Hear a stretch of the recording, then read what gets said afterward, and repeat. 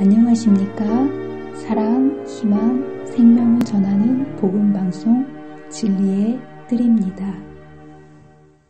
오늘 77장 빌라도의 법정에서입니다. 오늘 예수님께서 돌아가시기 전에 재판을 받으셨다고 하지 않았습니까? 예수님께서 돌아가실 때 날림으로 재판을 받으셨는데 6번의 재판을 받으셨어요. 그래서 유대인들에게 3번의 재판을 받으셨어요. 그래서 안나스에게 받으셨고요. 그 다음에 가야바에게 받으셨고, 그리고 3번째로 산헤드린 회의에 모이셔서 산헤드린 회의에서 유대인들에게 3번의 재판 끝에 신성 모독죄로 예수님께 사형을 선고합니다. 그리고 그들에게는 사형권이 없었기 때문에 사형의 재가를 받기 위해서 이방인들에게 또 재판을 하기 위해서 데리고 가는 모습을 보게 됩니다. 그래서 예수님께서 총독한테, 그 당시 총독은 빌라도였어요. 빌라도에게 재판을 받으러 갑니다. 그런데 이제 빌라도가 그 재판을 자신의 선에서 끝내지 않고 헤롯에게 넘깁니다. 그리고 헤롯에게 넘겼을 때 헤롯도 그 책임을 전가받기 싫어서 다시 빌라도에게 넘기기 때문에 예수님께서 이 3번의 이방인들의 재판을 받고 그리고 십자가에 달려 돌아가시게 됩니다. 근데 여러분들, 아니 손바닥만한 땅에 웬 총독이 있고 또 헤롯이 있는가? 한 나라에 왕이 하나만 있으면 되지 웬 또 총독이 있는가라고 궁금하지 않습니까? 아주 잠깐 동안만 제가 설명해 드리고 지나가도록 하겠습니다.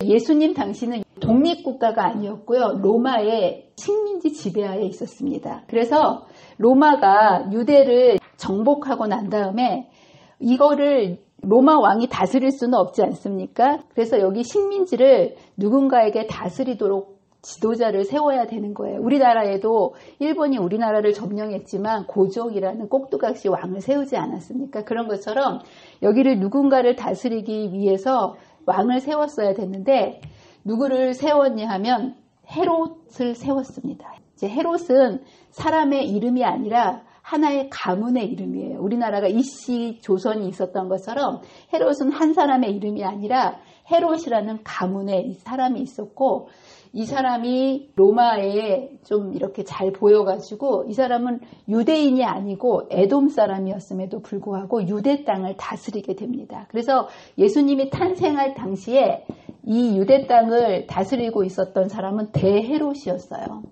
이제 이 사람이 여기를 다 다스리고 있었는데 이 사람이 죽고 나서 그냥 그 다음에 아들에게 넘겨줘야 되지 않습니까? 그런데 아들에게 큰아들한테 넘겨준 게 아니라 아들 셋에게 땅을 분배해서 나눠줬어요. 그래서 이쪽 북쪽 지방과 이쪽 베레아 지역은 헤롯 안티파스라는 아들에게 남겨줬고, 이쪽 사마리아 지역과 유다 지역은 그 당시에 아킬레오라는 아들에게 넘겨줬고, 이쪽 북동쪽은 빌립이라는 또 다른 아들에게 이것을 세 토막으로 나눠준 거예요. 그래서 예수님께서 이집트에 도망가셨다가 다시 돌아오지 않았습니까? 그런데 예수님의 부모가 예수님을 예루살렘에서 키우고 싶었을까요? 나사렛 산 골짜기에서 키우고 싶으셨을까요? 그렇죠. 아들이 앞으로 왕이 될 거니까 문화, 종교, 교육의 도시인 예루살렘에서 키우고 싶지 않았겠습니까? 근데 마태복음에 보면 뭐라고 되어 있냐면 아켈로가 다스리고 있었으므로 무서워서 어디로 갔냐면 나사렛으로 갔다라고 되어 있습니다. 이 세 아들 중에 가장 잔인하고 폭정을 했던 사람이 누구냐면 바로 아킬레오였어요. 그래서 이쪽 유대 지역의 사람들이 너무나 압정을 했기 때문에 유대 사람들이 봉기를 일으켰고요. 로마에서는 이 사람이 너무나 잘못했다는 그걸로 이 사람을 폐위시키고, 여기 유대 지역에 있는 사람들이 로마에다 어떻게 요청을 했냐면 우리는 헤롯 가문이 우리를 다스리기를 원하지 않는다.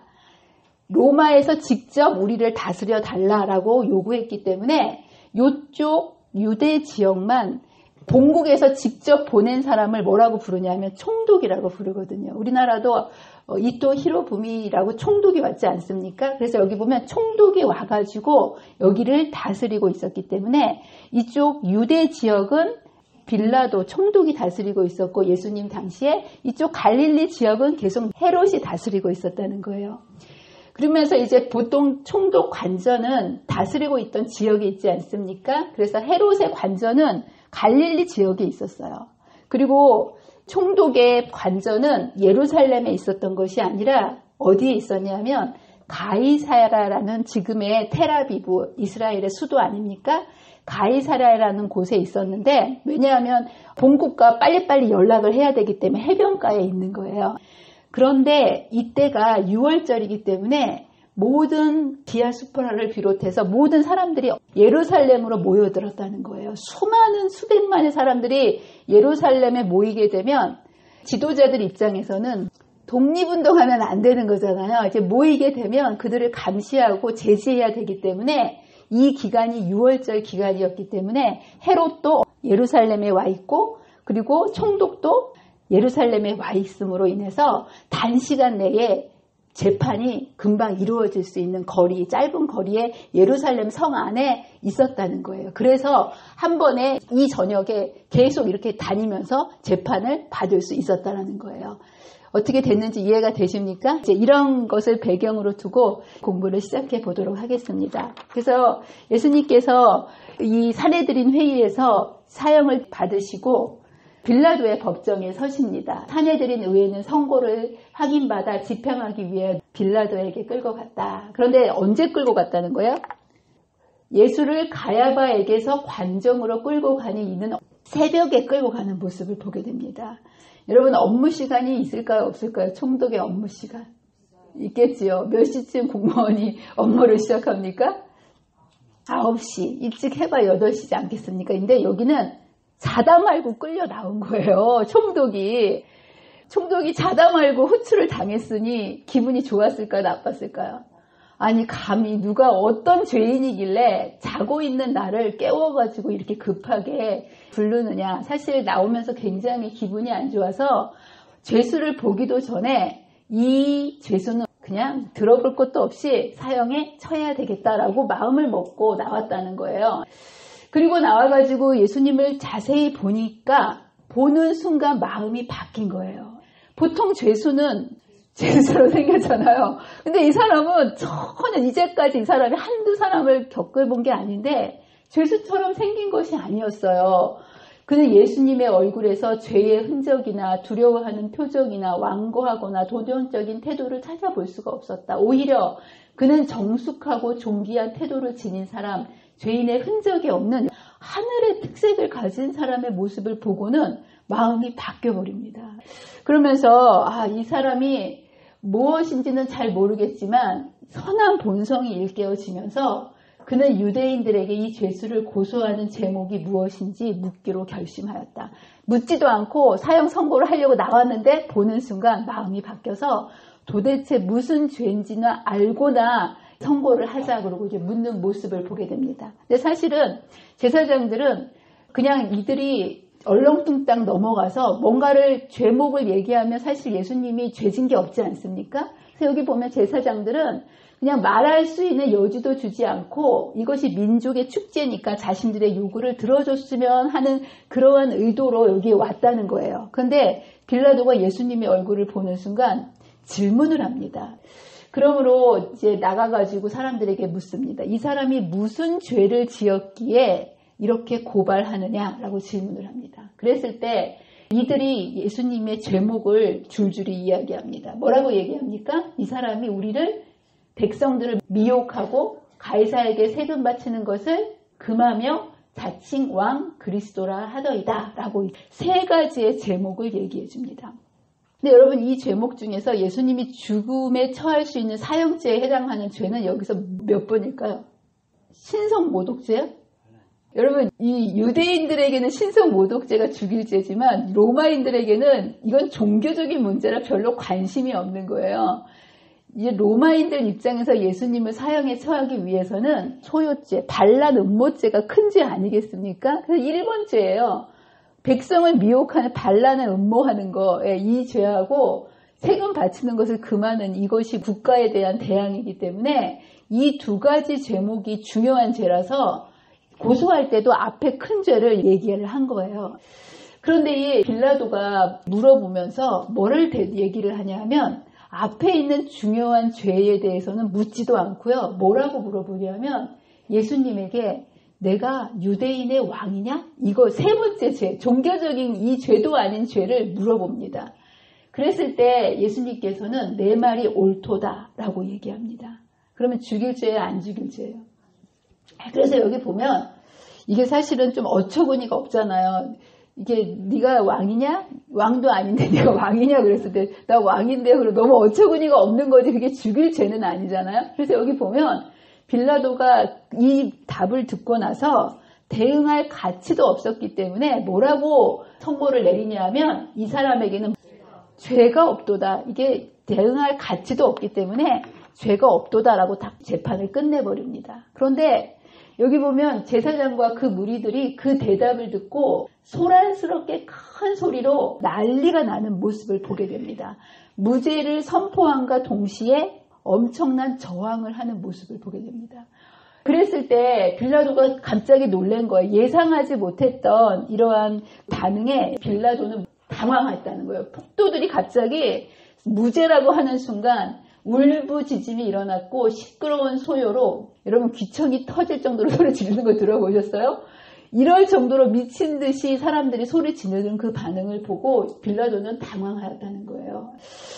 근데 이제 그 폭동을 일으키는 그 무리들과 그럼에도 불구하고 침착하게 서 있는 예수님의 모습을 보면서 그분의 태도는 자기가 양심적으로 무죄하다는 증거였다. 그분의 침묵은 운변이었다. 그분은 한마디도 대답하지 않았지만 그분의 침묵이 이분이 죄가 없구나라는 것을 증거해주는 하나의 그것을 보여주게 됩니다. 그러면서 이 백성들의 태도와 예수님의 태도가 정말 다른 것을 보고 놀라는 모습을 보게 됩니다. 그래서 다시 들어가서 다시 질문을 합니다. 이 폭도들이 너무 난리를 치니까 들어가가지고 내가 유대인의 왕이냐? 하고 다시 물어봅니다. 근데 여러분 두 번째 질문이 있었을 때는 예수님께서 동문서답과 같은 대답이 오고 가는 모습을 보게 됩니다. 왜냐하면 이런 표면적인 대화가 아니라 예수님께서는 그의 마음속에 있는 내면적 갈망에 대해서 대답을 해주시면서 빌라도에게 구원의 길로 이끌기 위해서 그의 마음의 정곡을 찌르는 질문을 통해서 그를 깨우쳐 주기를 원하십니다. 내가 유대인의 왕이냐라고 질문했을 때 예수님께서 내가 스스로 하는 말이냐 다른 사람이 하는 말을 내가 하는 말이냐라고 또 질문에 대해서는 답을 하는 게 아니라 예수님이 또다시 질문을 하십니다. 이 얘기는 네가 정말 구원을 얻기 위해서 알고 싶어서 묻는 거냐? 아니면 사람들이 얘기하기 때문에 그냥 거기에 쓸려서 얘기하는 거냐? 무엇이 너의 의도냐라고 예수님께서 그에게 질문의 기회를 딱 주십니다. 그랬을 때 빌라도가 예수님께서는 직접적으로 이 대답에 대답하지 않으셨다. 그분은 성령께서 빌라도와 투쟁하시는 것을 아시고 그가 자기에 대한 확신을 가질 수 있는 기회를 갖도록 하시기 위해서 그의 마음을 찌르는 그의 마음속에서 일어나는 이 진리에 대한 갈망에 대해서 내가 정말 알고 싶어서 그러느냐라고 질문하시는 모습을 보게 됩니다. 근데 빌라도가 이것에 대해서 대답하지 않고 또다시 회피하는 모습을 보게 됩니다. 질문에 대답하지 않고 내가 무엇을 하느냐? 빌라도가 내가 무엇을 하였느냐라는 또 다른 질문을 가지고 예수님의 질문을 회피하는 모습을 보게 됩니다. 그랬을 때 예수님께서 이 사람에게 내가 속한 나라는 이 세상에 속한 나라가 아니다 라고 얘기하면서 무릇 진리에 속한 자는 내 음성을 듣느니라 라고 얘기하십니다. 왜냐하면 예수님께서는 빌라도는 진리를 알고자 하는 열망을 가지고 있었다. 그러기에 그의 마음은 복잡해졌다. 그는 구주의 말씀을 열심히 붙잡았으며 그의 마음은 참으로 진리가 무엇이며 어떻게 얻을 수 있는지를 알고 싶은 욕망으로 마음이 흔들렸다. 그래서 예수님께서는 단도직입적으로 거두절미하고 그가 알고 싶은 것에 대해서 내가 이것이 진리에 속한 자는 내 음성을 듣느니라 라고 얘기하면서 그의 마음속에 말씀해 주시는 모습을 보게 됩니다. 근데 여러분들 빌라도가 이 질문을 들었을 때 진리가 무엇이냐라고 예수님께 물었어요. 그런데 여러분 이 빌라도가 진리가 무엇이냐라고 진리 되시는 예수님께 물었는데 그 답을 들었을까요? 못 들었을까요? 못 들었을까요? 안 들었을까요? 왜 안 들었을까요? 여기 여러분들 질문에 대해서 예수님께 답을 들었다면 아마 빌라도의 운명은 정말 달라졌을 것입니다. 근데 빌라도는 질문은 하기는 했지만 그는 질문은 했지만 대답은 기다리지 않았다는 거예요. 왜 그랬다고 되어 있냐면 법정 밖에서 소란함 때문에 그것에 신경 쓰느라고 대답을 기다릴 마음속에 여유가 없다는. 여러분들 진리를 알고 싶은 사람은 참 많이 있습니다. 하나님께서는 진리를 여러 가지 루트를 통해서 우리에게 진리에 비춰주십니다. 그러나 사단은 여러 가지 소란과 세상에 우리의 눈을 빼앗기게 하고 정신을 빼앗기게 해서 우리로 하여금 질문을 알고 싶은 마음은 있지만 진리를 대답을 듣지 못하게 만드는 많은 사람들이 그렇습니다. 빌라도가 이 순간 주님께서 진리에 대해서 물었을 때 주님께서 주시는 답을 들었다면 그는 영원한 사망에서 영원한 생명을 선택할 수 있었을 텐데 그는 세상의 동요에 사람들의 어떠한 시선에 그의 마음을 빼앗겨서 그 진리를 받을 수 있는 그 순간을 놓쳤다는 거예요. 여러분들도 이 진리를 접할 수 있는 수많은 기회들이 있지만 여러 가지 바쁘다는 핑계로 급한 일 때문에 이 진리를 놓치는 때가 있습니까? 없습니까? 이 일들이 우리 안에서 계속 반복되는 모습을 보게 됩니다. 그래서 예수님께서 죄가 없다는 것을 빌라도는 알고 있었다는 거예요. 그러나 사람들이 무서워서 예수님을 놓아 죽이지 못하고 그가 갈릴리에서 왔다는 말을 듣고 그 지역의 통치자 헤롯에게 보내기로 책임을 회피하는 모습을 보게 됩니다. 사실 리더들 사이에서 자신의 권한을 자기가 처리하지 못해갖고 남한테 넘긴다는 게 굴욕적인 일 아니겠습니까? 그럼에도 불구하고 책임을 넘기기 위해서 타협하고 이것을 헤롯에게 넘기는 모습을 보게 됩니다. 그래서 예수님께서는 두 번째로 헤롯에게 가는 모습을 보게 됩니다. 근데 헤롯이 예수님을 보고 기뻐했어요. 왜 기뻐했을까요? 헤롯에게 왔을 때 헤롯이 기뻐했다는 거예요. 왜요? 두 가지 이유가 있습니다. 첫 번째는 이 헤롯이 누구를 죽인 사람입니까? 침례 요한을 참수한 사람 아니겠습니까? 침례 요한을 아내 헤로디아 때문에 죽이긴 했지만 양심의 가책이 계속 그를 괴롭히고 있었거든요. 그래서 그 침례 요한이 되살아났다라고 사람들이 얘기하는 그 예수님을 구원해 줌으로써 생명을 살려줌으로써 양심의 가책을 씻고자 하는 그러한 기회로 삼고자 했다는 거예요. 두 번째는 예수님이 하도 병자들과 기적을 많이 일으킨다는 소문을 들었기 때문에 자기도 그 눈으로 예수님의 기적을 보는 자신의 호기심을 만족시키고 싶었다는 거예요. 그래서 뭐라고 얘기했냐면 네가 기적을 일으키면 막 환자들을 데리고 와놓고 이 사람들을 낫게 하면 내가 너를 놓아주겠다라고 얘기합니다. 여러분들 이런 얘기를 했을 때 끌고 온 유대인들의 가슴이 조마조마했을까요? 안 조마조마했을까요? 이적을 행한다면 석방시키겠다고 약속했고요. 만약에 예수님이 기적을 일으킨다면 예수님은 그 자리에서 석방되는 거였어요. 여러분 이 사람들이 예수님께서 기적을 일으킬 수 있다는 사실을 알았을까요? 몰랐을까요? 알았기 때문에 여기 보면 공포심에 사로잡혔다는 거예요. 그런데 예수님은 이 순간 기적을 행하셨습니까? 행하지 않으셨습니까?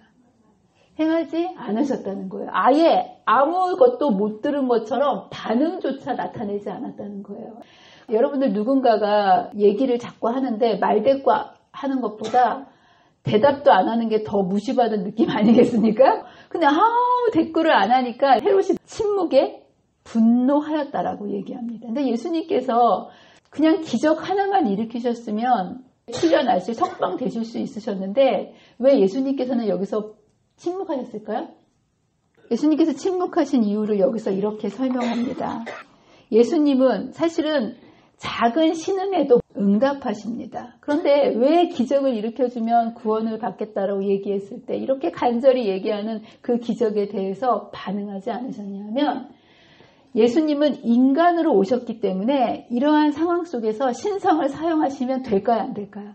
안 된다는 거예요.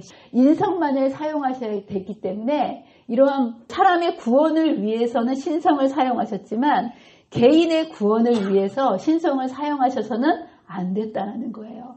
두 번째는 예수님께서 돌아가셔야만 구속의 경륜이 완성된 예수님이 여기서 기적을 행하고 노임을 당하시면 예수님께서 돌아가시지 않으면 구속의 경륜이 완성될 수 있습니까? 없습니까? 없죠. 예. 그렇기 때문에 이런 것을 통해서 예수님이 돌아가시지 못하도록 하는 것이 사단의 목적인 것을 알고 계셨기 때문에 예수님께서는 여기에 응답하지 않는 모습을 보게 됩니다. 세 번째는 만약에 이들이 구원을 위해서 기적을 보여달라고, 표적을 보여달라고 했다면 그들에게 응답하셨을까요? 안 하셨을까요? 구원을 위해서. 네, 여러분들 예수님께서 십자가에 달려서 돌아가시기 일보 직전에 십자가의 우편 강도가 나를 생각해 주십시오라고 얘기했을 때 예수님께서는 사실 심장이 터질 만큼 엄청난 말 한마디를 뱉기도 힘들 상황이었지만 그 강도의 간청에 대답하셨습니까? 안 하셨습니까? 대답하셨죠. 구원에 대한 확답을 주셨다는 거예요. 근데 예수님께서 여기에 대해서 무반응하신 것은 이들이 구원을 위한 간청이 아니었고 단지 호기심을 위한 거였고요. 이 세상에서의 그리스도의 사명은 쓸데없는 호기심을 만족시키는 것이 아니었다. 그분은 상한 심령을 고치기 위하여 오셨다. 죄로 병든 영혼들의 상처를 싸매시기 위하여 말씀해야 했다면 그분은 침묵하지 않으셨을 것이다 하는 모습을 보게 됩니다. 그래서 예수님께서는 다시 빌라도에게 2차 신문을 받으러 가는 모습을 보게 됩니다. 그래서 다시 빌라도의 관정에서 2차 신문이 일어나는 모습을 보게 됩니다. 근데 이 심판이 이렇게 재판이 이르러 오는 것이 2000년 전에 빌라도의 법정에서만 이루어진 재판이 아니고요. 이것은 지금 현재 우리의 마음속에서 일어나는 선악간의 대쟁투의 양상을 그대로 보여주는 모습을 보게 됩니다. 여기는 재판정이기 때문에 재판관이 있습니다. 재판관이 누구였죠? 빌라도였습니다. 그리고 여기에 피고가 나와 있습니다. 피고는 누가 등장합니까? 예수님, 그리고 바라바가 나옵니다. 그리고 이제 원고가 있습니다. 원고가 누구였을까요? 제사장들. 예, 제사장들. 제사장들이 이제 원고였어요. 그리고 여기 변호사도 있을까요? 변호사. 이게 누구냐 하면 빌라도의 아내입니다. 여러분들 이것이 눈에 보이는 이 재판장의 모습이지만 이 모습이 저와 여러분의 마음속에서 이루어지는 선악간의 대쟁투라는 거예요. 우리의 마음속에 세 가지 종류의 전혀 다른 마음이 있다고 제가 말씀드렸죠.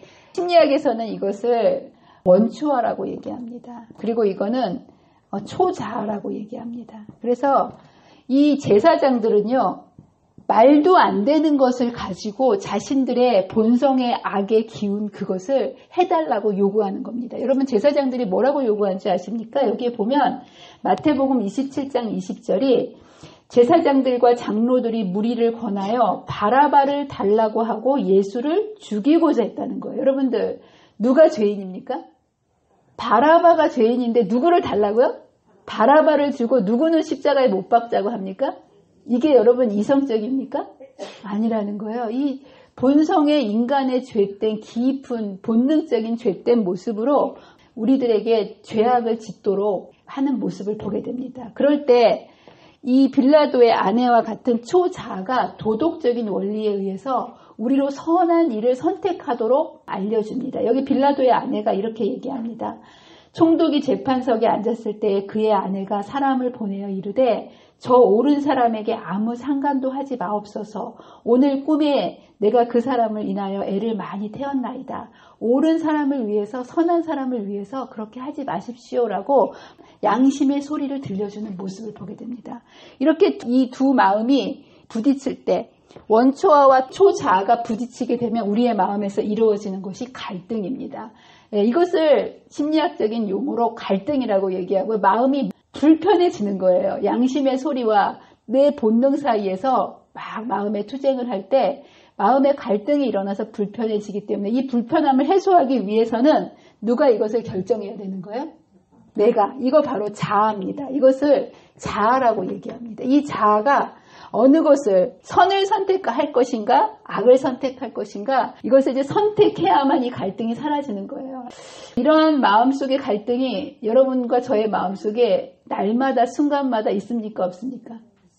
뭔가 이렇게 옳은 것과 악한 것이 놓여 있을 때 이 말도 안 되는 이 악한 본성과 이것이 바른 길을 알려주는 양심이 우리의 마음속에 붙어서 갈등을 일으킵니다.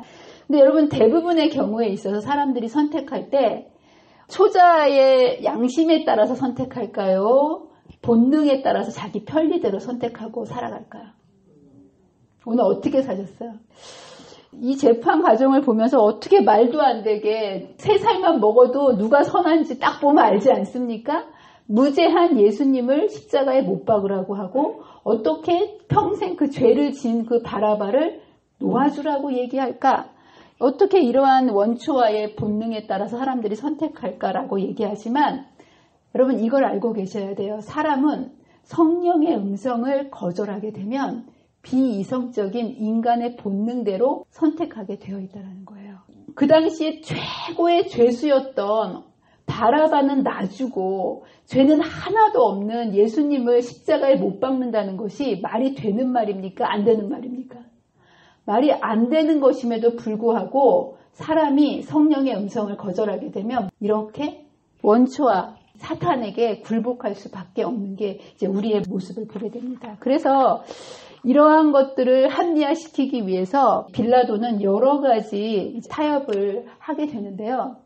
이렇게 얘기합니다. 그는 폭도들과 타협하기 위하여 공의와 원칙을 희생하려 했다. 이 일이 그를 불리한 형편에 놓이게 만들었다. 여러분들 빌라도가 이때 무죄를 선고할 수 있는 위치에 있었을까요? 없었을까요? 빌라도보다 높은 사람이 이 당시에 있었을까요? 없었을까요? 없었어요. 빌라도가 선택할 수 있었다는 거예요. 그런데 누가 무서워서? 여기 폭도들이 무서워서. 그런데 여기 보면 공의와 원칙을 희생하고 타협하는 모습을 보게 됩니다.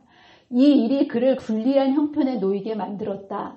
군중들은 그의 우유부단함을 이용하여 더욱더 죄수의 생명을 달라고 아우성을 쳤다.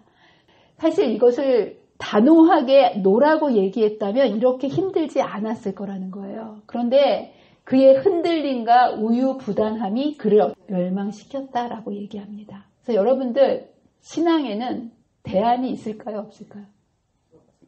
여러분 신앙에는 대안이 없습니다.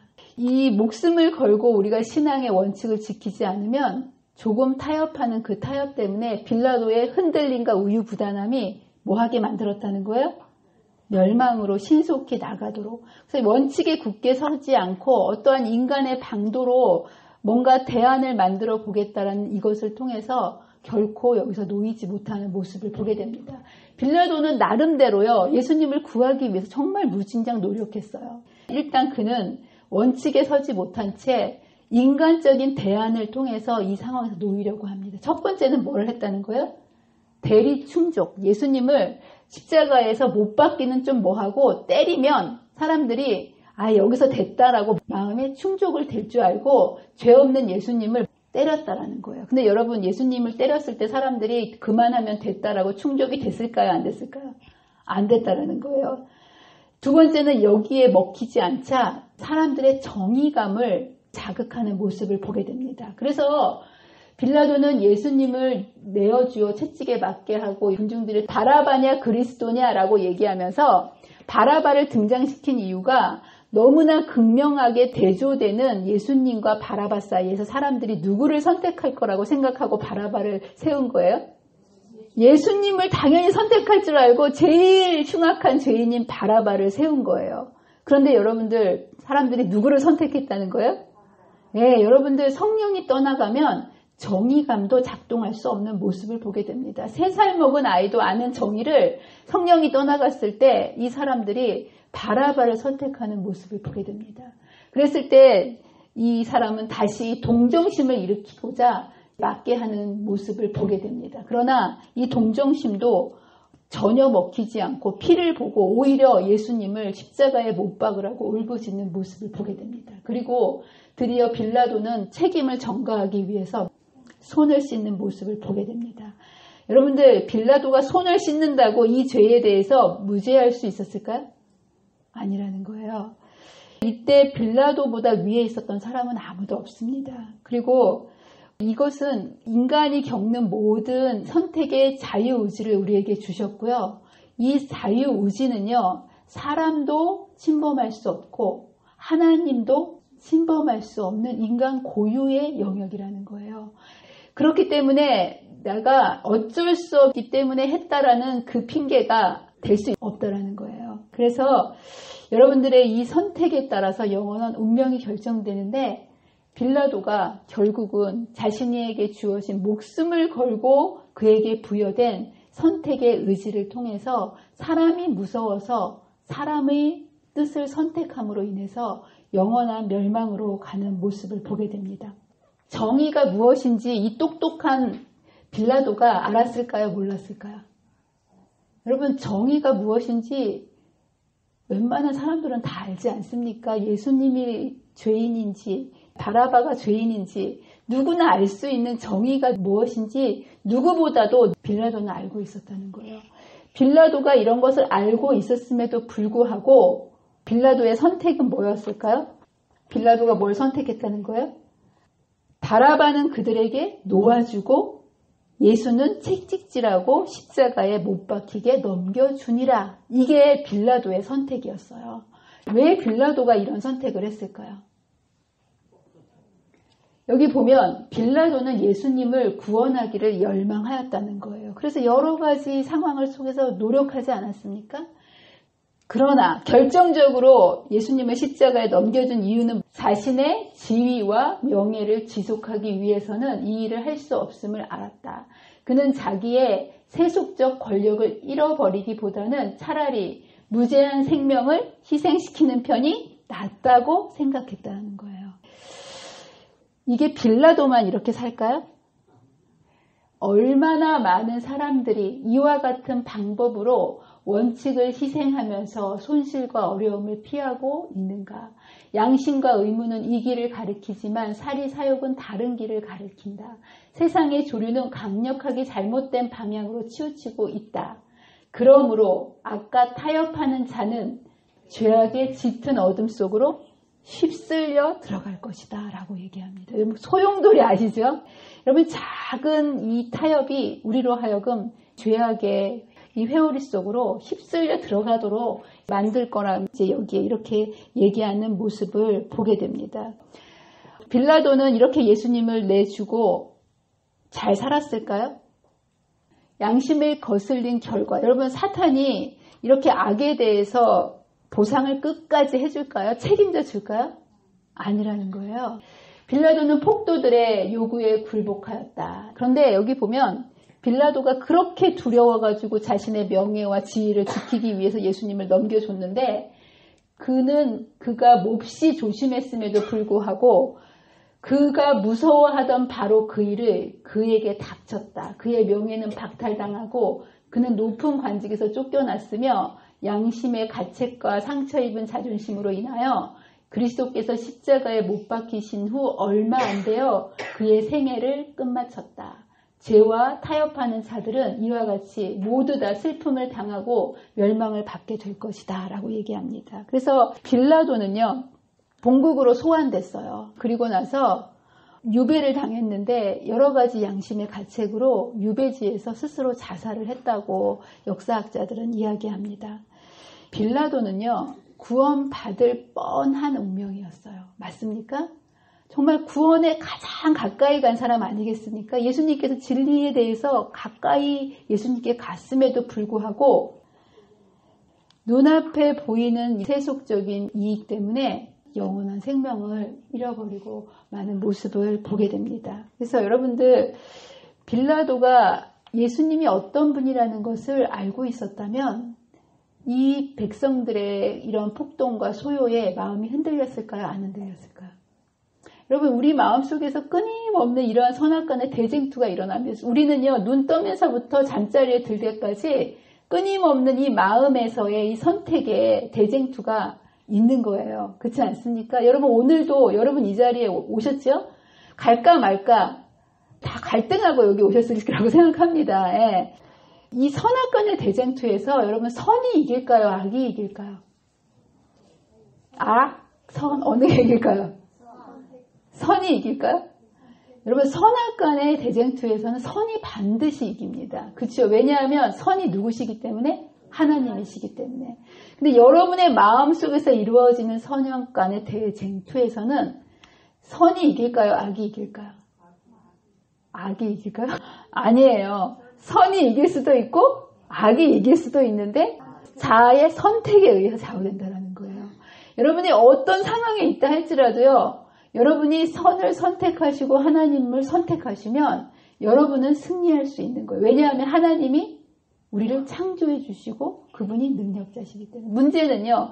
이 선악간의 대쟁투에서 우리가 맨날 지고 사는 거는 내가 선택하지 않기 때문에. 근데 왜 선택하지 않을까요? 보이지가 않는 거예요. 여러분, 빌라도가 그 상황 속에서 예수님이 어떠한 분이신지를 볼 수 있었다면 예수님을 선택했을까요? 바라바를 선택했을까요? 예수님을 선택했죠. 근데 빌라도는요, 믿음의 눈을 가지고 예수님의 어떤 분이신지를 바라볼 수 있는 영적인 눈이 없었던 거예요. 우리가 믿음의 눈을 가지고 보이지 않는 영원한 것을 바라볼 수 있는 눈을 가지고 있지 않으면 우리도 이 빌라도처럼 매 순간 하늘의 것을 선택할까요? 땅의 것을 선택할까요? 땅의 것을 선택할 수밖에 없다라는 것. 보이지 않는 영원한 것을 보기 위해서는 어떻게 할까요? 믿음의 주여 온전케 하시는 예수님을요, 끊임없이 생각하고 바라봐야 보인다는 거예요. 여러분들 오늘 하루 종일 뭘 보고 사셨습니까? 사람 보고 사셨어요? 일 보고 사셨어요?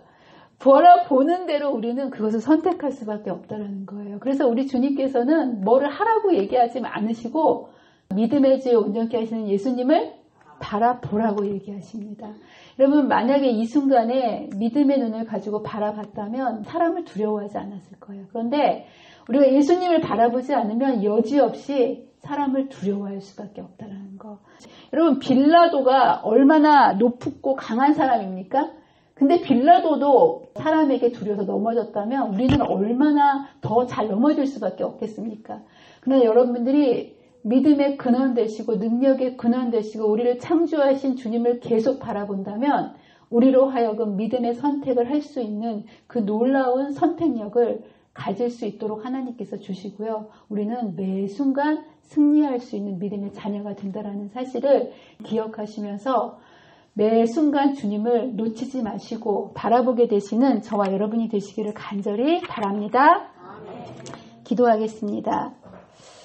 사랑과 은혜가 많으신 하나님 아버지, 오늘 빌라도의 법정에서 이루어진 재판 과정을 바라보면서 똑같이 우리들의 마음속에서 매 순간 일어나는 선악간의 대쟁투, 선택의 모습을 바라보게 하십니다.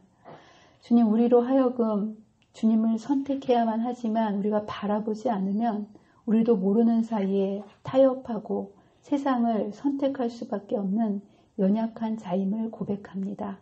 주님, 우리가 이것을 인정하고 매 순간 바라보라고 말씀하시는 주님의 음성에 우리가 눈을 뜨고 높이 들리신 주님을 날마다 바라봄으로 살아가는 믿음의 자녀가 되도록 도와주시기를 사랑과 은혜가 많으신 예수님의 이름으로 간절히